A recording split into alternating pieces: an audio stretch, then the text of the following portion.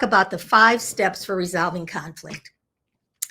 The first thing to do, whether you're working on your own relationship or helping your clients, is bring in your higher self energy. And when you bring your higher self in, you can actually add more calm, compassionate, confident, clear, courageous conversations that need to be had.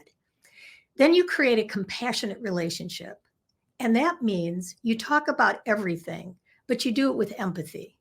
And you recognize that even though you may be showing your partner some angry, withholding, judgmental parts, underneath they are in pain too.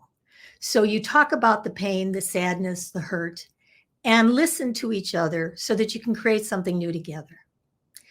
Then to resolve conflict, make sure you know all your options to stay, your options to leave, your options to have a date night, your options to go for counseling. There's a lot of options that don't have to keep you stuck in conflict. And sometimes you have to learn more about your rights and finances. And if you're a therapist or coach, you have to give that information to your clients. And there's a way to do that with compassionate mediation because you talk about everything.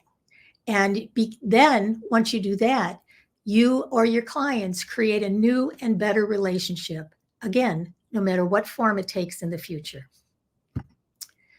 Because what we start with is compassionate communication. So that means, how do you bring your best self to your relationship? So if you're having marriage conflict right now, just ask yourself, am I being my best self? Am I being compassionate and courageously stating what I feel? Am I being empathetic?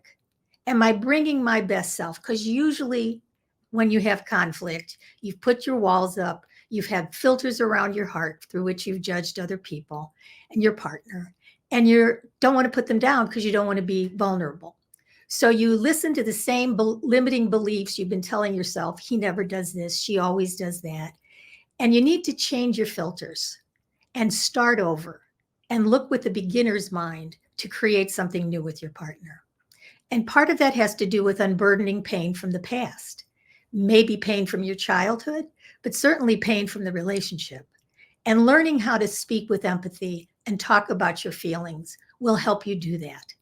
So you become your best self, let go of your limiting beliefs, unburden pain from the past, and relate from your heart.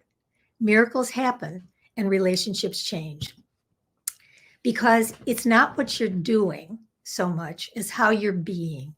Meaning, are you being your best self?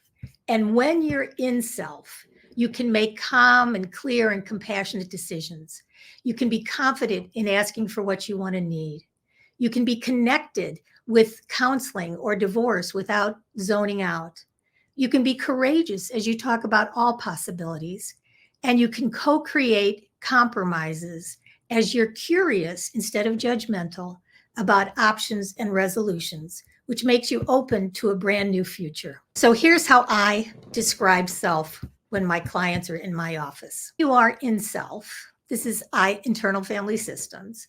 You are calm, clear, compassionate, courageous, confident, curious, creative, connected, and grateful. But we're not in self. We're in parts. And I'm going to call those parts exiles, managers, and extreme parts. So the exiles are the parts we learned in childhood weren't going to get our needs met. So if our partner is doing something to hurt us, we push aside sometimes our hurt, our sadness, our fear, our vulnerability. Some of us push aside our anger too. But this is, what about me? Who's going to love and care for me the way I need? And instead, we learn how to manage. Some people manage by being nice and pleasing and caretaking. Some people manage with anger or are sarcastic or intellectual.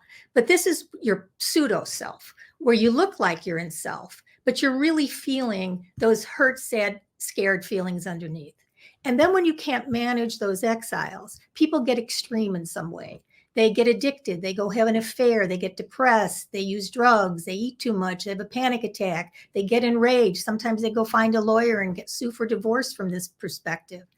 But these are ways to numb, and they're not ways to really be present in a way that allows for a new dialogue. Because when you have a new dialogue from your higher self, you can break free from new patterns.